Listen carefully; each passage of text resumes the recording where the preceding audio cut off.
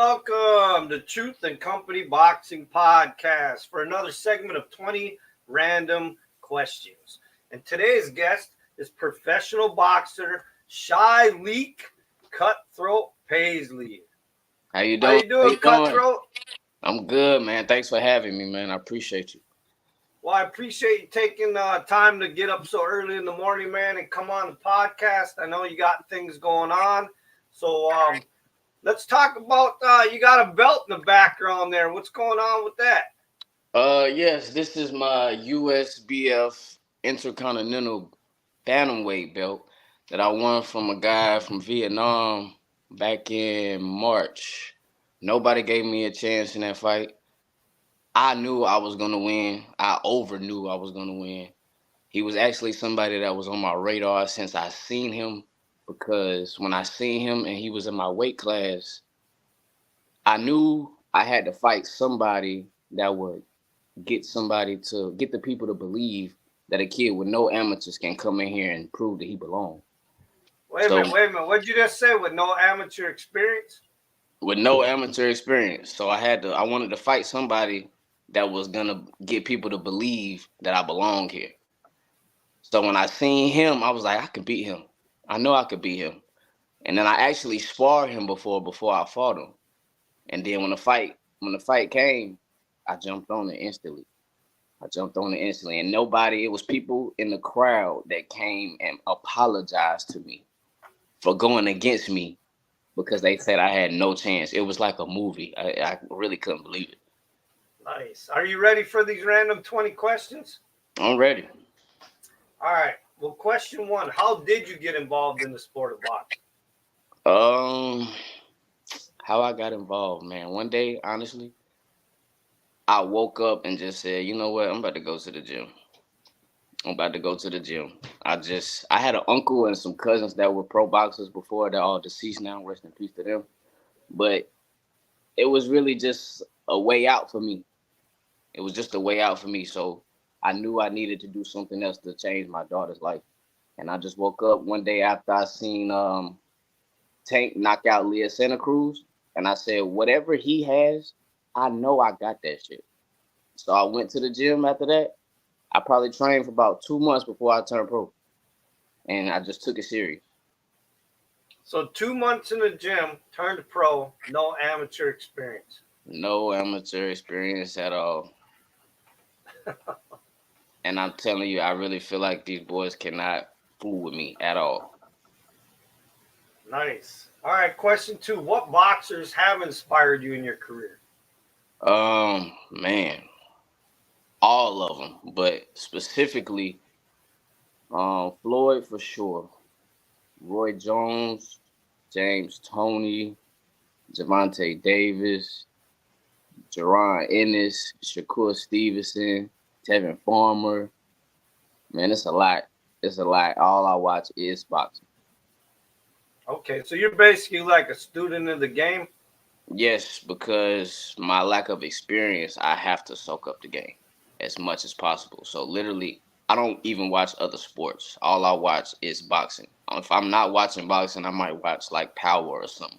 But other than that, it's boxing because I have to pay attention and understand the whole boxing, even the business as a whole. I watch podcasts. I listen to what coaches say, what they looking for in other fighters when they critiquing other fighters. So I gotta study everything because it's so many levels to boxing. So the more you know, you realize how much you don't know. The more you find out. So it's a nice thing to do. Okay, question three. So how do you manage working, being a professional boxer, and being a single father? God, honestly, God for real, because it's not easy. But when you try to do anything great, it's not easy. So you just gotta hold yourself accountable and just do what you gotta do and just trust the process and know that it could be worse. Or if you're not getting to where you're trying to go, you're not gonna get there by quitting. So you just gotta push through it. So how long have you been a single father? I've been a single father on paper for about a year, but my daughter's always been with me since she came to this world. And how old is she? She's 4 years old, four going on 40. She swears she's been here before, but yeah, she's 4 years old. Man, it's a beautiful thing, man. She's taught me so much about myself she doesn't even know, and if it wasn't for her, ain't no telling where I would be. Okay.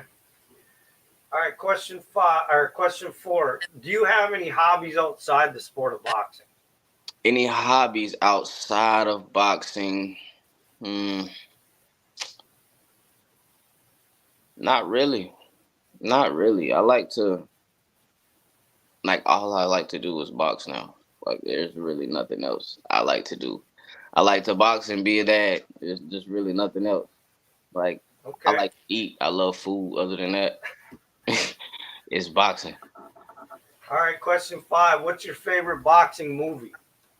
Rocky 3, Rocky 3, and Rocky 5 are my favorite ones. Now, Rocky Five. That's the one with Tommy Morrison. Yes, yes.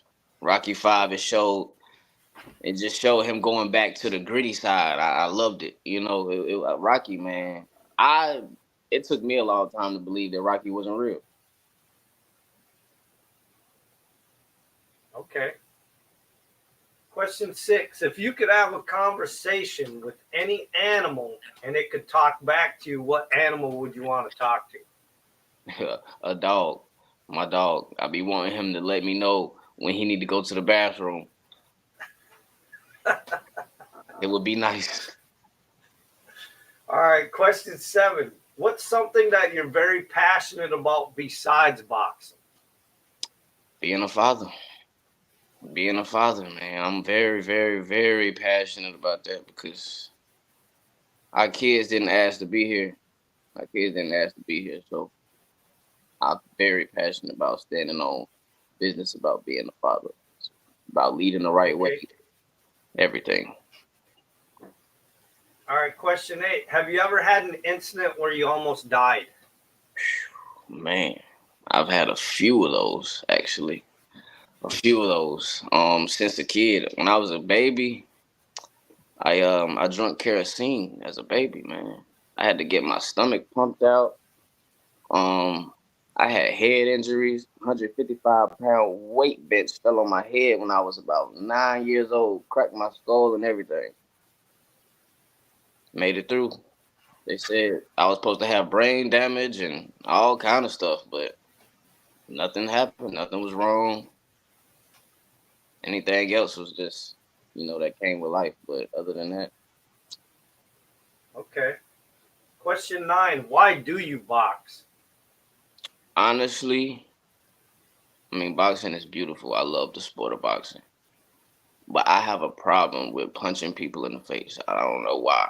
I really love fighting.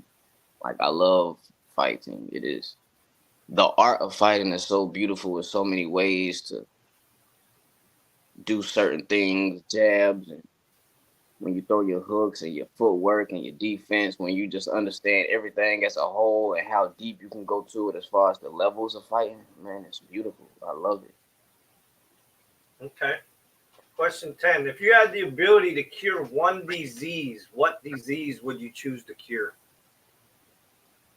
Um, Stress, because stress is the number one cause to every disease. Okay. Question 11. If you had the opportunity to spar with one world champion, who would you choose to spar with? Javante Davis. Okay. Question 12. Tell me a professional boxer that you think someday would be a great trainer. Jerron Ennis. Jerron Ennis. Jerron Ennis, because he has the full package. He has the full package. Okay. Question 13. Who are some of the musical artists that you listen to when you train? I listened to a Charlotte artist named 704 Chop. Dope dude. I grew up with him. I listen to a lot of. I've been listening to a lot of Afro beats lately. I don't know why. I've been listening to a lot of Burna Boy and sometimes some old school music, like Tupac. I've been in my old school feel lately. I don't know. Other than that, it's been a lot of Afro beats and Burna Boy. It's like when I listen to Afro beats, it gets my footwork game right. It makes you want to, get loose and move around and dance on them in the ring a little bit more. So, yeah, Afro beats is definitely it. Okay. Question 14. If you could win a trophy or an award in something other than boxing, what would it be? Father of the century. Father of the century. All right. Question 15. Do you think you would ever try bare knuckle boxing? Yes, because I've been bare knuckle fighting all my life. To me, my bare knuckle street fights is my amateur experience. If we want to count that, I'm like a 4-time Olympian in the streets. I'm like 100-0. So I would definitely do a bare knuckle fight one day. Okay. Question 16. Are you artistic in any way with your hands besides boxing as far as building things, painting, drawing, photography, mechanics? Um, I like photography, but I don't know. If you ask me, painting people face up with your hands is pretty artistic to me. It's pretty artistic to me. All right. Question 17. If you could box in a celebrity boxing match with any actor or athlete as your opponent, who would you choose to fight? Hmm. With any actor or athlete. Um, he's not my size, but give me Jake Paul. Give me Jake Paul. He is not. We can do it. Everybody wants to beat up on Jake Paul. Yeah, give me Jake Paul, man. All right. Question 18. What is something on your bucket list? Something on my bucket list. Anything. Yeah, anything. Become a world champion. Do something that nobody will ever think I could do. Okay. Question 19. What's your favorite kind of food? Chicken. Chicken wings will forever be at the top. Hot and lemon pepper mix to be exact. Okay. Question 20. If you died tomorrow, what would you want your fans, your friends, and your family to say about you? That I left a good a good a good spot in everybody's heart. I spoke life in everybody, and I really tried to spread nothing but peace and love and lead by example as a man. Okay. Well, listen, I appreciate you taking time early in the morning to come on and do the random 20 questions. If you got anything to say to any friends, family, or fans, go ahead.